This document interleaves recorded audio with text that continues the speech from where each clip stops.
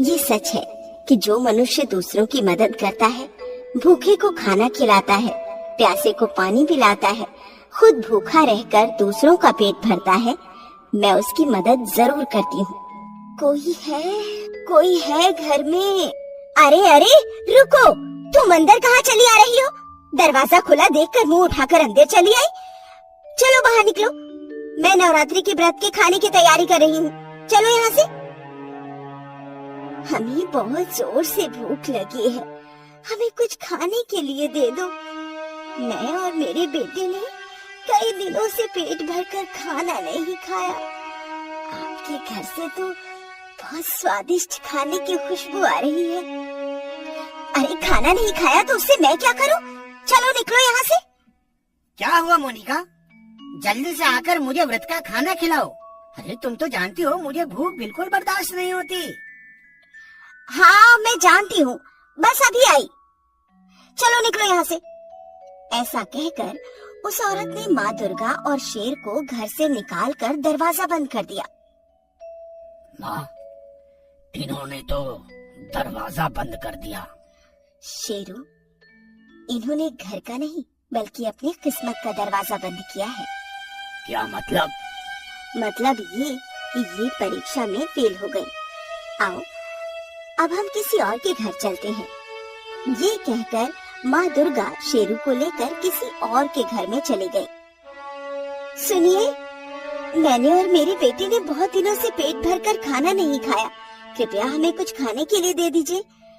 आप तो इतने अमीर हैं, आपका तो इतना बड़ा घर है, आप हमें थोड़ा बहुत खाने को दे ही सकती है ना? रात के खाने का टाइम हो रहा है, ये भी कोई टाइम है भीख मांगने का? दिन देखा ना रात, चले आए भीख मांगने। मेरे पास तुम्हें देने के लिए कुछ नहीं है, चलो बाहर निकलो मेरे घर से। ऐसा कहकर उस औरत ने भी दरवाजा बंद कर दिया। शेरू, ये भी परीक्षा में फेल हो गई। वो तो ठीक है माँ, लेकिन ये लोग आपका ही त्योहार मना रहे हैं और आपको ही खाना देने से मना कर रहे हैं। अरे शेरू, अब इन्हें थोड़ी पता है कि मैं कौन हूँ। ये सब तो मुझे कोई गरीब भिखारन ही समझ रहे हैं और परीक्षा तो ऐसे ही ली जाती है।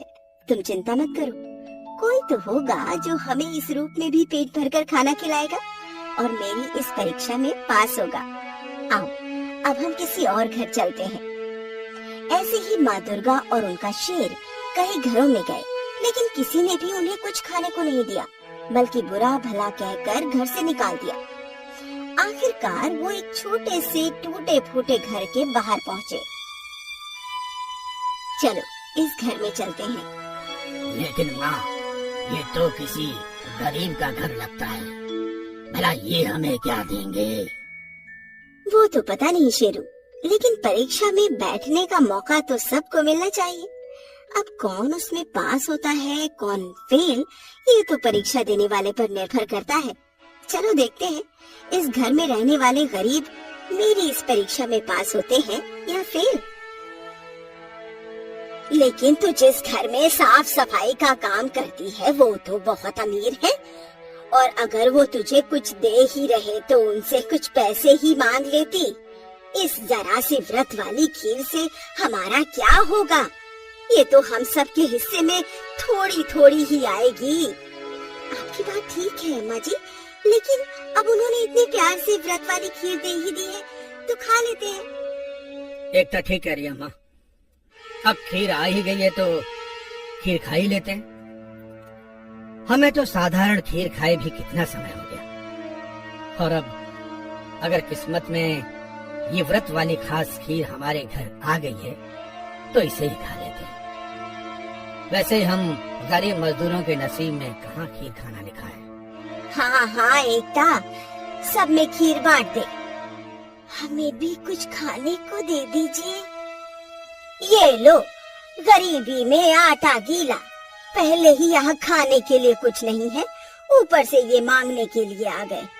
हमारे पास तो पहले से ही आज रात के लिए खाने में बस थोड़ी सी खीर है, वो भी तुम्हें दे दे तो हम क्या खाएं? चलो जाओ यहाँ से, तुम्हें देने के लिए हमारे पास कुछ नहीं है। ये दरवाजा खुला किसने छोड़ा? रुको, मैं दरवाजा बंद करके आता हूँ। रुकिए, ऐसा मत कीजिए। नवरात्रि का त्योहार चल रहा है, ऐसे में घर आए किसी को खाली हाथ नहीं लौटाना चाहिए। मैं एक काम करती हूँ, इन्हें अपनी खीर दे देती हूँ। अरे लेकिन फिर तुम क्या खाओगी? आप मेरी चिंता मत कीजिए, मुझे भूखे रहने की आदत है। माँ, एक काम करो, आप अपनी सारी खीर मत दो। आप अपनी खीर में से थोड़ी सी खीर दे दो और थोड़ी सी खीर मेरे से ले लो। और थोड़ी सी खीर मेरे से ले लो माँ, ऐसे हम सब खीर खा सकेंगे। जैसी माँ वैसे ही बच्चे। इतने दिनों बाद खीर खाने को मिली थी, उसमें से भी आधी किसी अनजान को दे दी। लेकिन तुम सब समझ लो, मैं अपनी खीर में से किसी को कुछ नहीं देने वाली। एकता ने अपनी और बच्ची की कटोरियों में से थोड़ी थोड़ी खीर लेकर एक अलग कटोरी में डाली और गरीब भिखारी के रूप में आई दुर्गा माँ को दे दी। लीजिए, आप भी खीर खा लीजिए। लेकिन ये खीर तो मेरा बेटा शेरू ही खा लेगा, तो मैं क्या खाऊंगी? मेरे लिए भी थोड़ी खीर दे दीजिए। दादी अम्मा, आप भी अपनी खीर में से थोड़ी सी खीर दे दीजिए ना। हमने भी तो अपनी खीर में से आधी खीर उनको दी है, आप भी दे दो ना प्लीज। क्या मुसीबत है, अब ना दो तो सबके सामने बुरे बनो और दे दो तो भूखे रहो। ठीक है, ले लो। वैसे भी व्रत वाली खीर से हम गरीबों को क्या मतलब? हम गरीबों का तो रोज ही व्रत होता है। आज भी रोज की तरह आधा पेट भरकर सो जाएंगे और क्या। ये लो एकता, मेरी कटोरी में से आधी खीर ले लो। इस तरह सभी ने अपने हिस्से की आधी खीर गरीब भिखारी के रूप में आई माँ दुर्गा और उनके बेटे के रूप में आए शेरू को दे दी। दुर्गा माँ और उनके शेर ने खीर बहुत मजे से खाई। खीर खाकर शेर ने मन ही मन माँ दुर्गा से कहा, माँ, लगता है ये लोग आपकी परीक्षा में पास हो गए। हाँ शेरू, ये गरीब परिवार मेरी परीक्षा में बहुत अच्छे से पास हुआ है। तो अब समय है इनके इनाम का। माँ दुर्गा ने अपना हाथ हिलाया, हाथ से एक रोशनी निकली और गरीब परिवार के सभी सदस्यों की खीर वाली कटोरी में जा गिरी। अब आप लोग भी खीर खा लीजिए।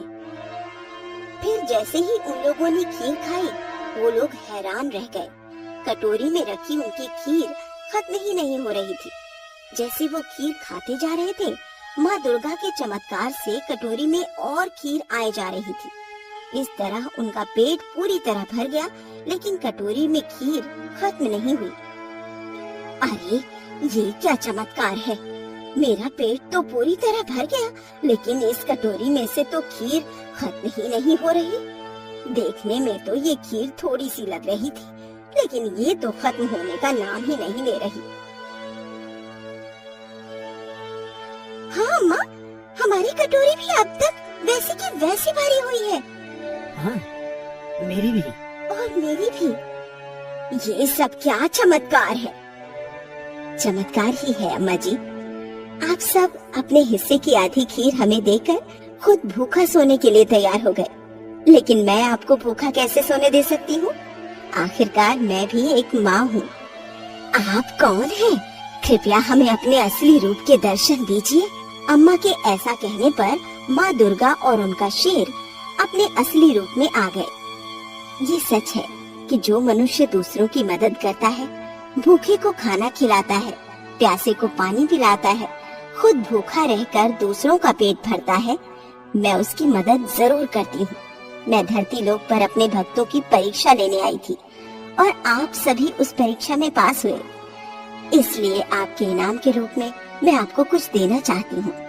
ऐसा कहकर माँ दुर्गा ने अपने चमत्कार से उनके छोटे से घर को एक आलीशान बंगले में बदल दिया और उन्हें बहुत सारी धन दौलत भी दे दी।